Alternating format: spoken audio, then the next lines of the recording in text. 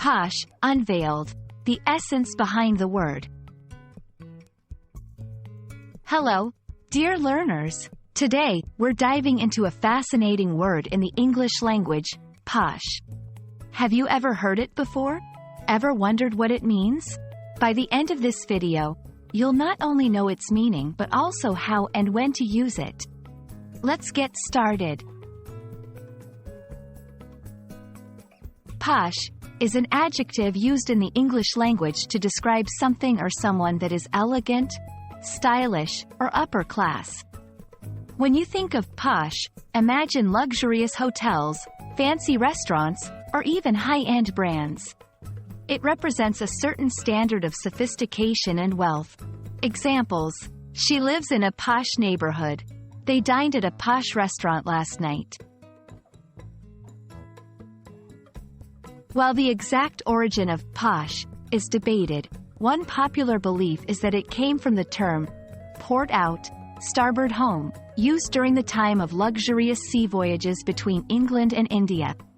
These were the preferred sides of the ship for the wealthiest passengers. However, this origin story has been challenged and might be a myth. Regardless of its true roots, the term has been used for many decades to signify affluence and class. Knowing a word's meaning is one thing, but using it correctly in sentences is equally crucial. Here are some more examples to help you integrate posh into your vocabulary. 1. He has a posh British accent.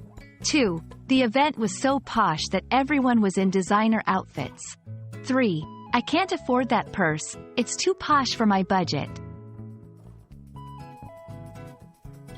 While posh usually has a positive connotation of luxury and class, it can sometimes be used in a slightly negative or mocking way.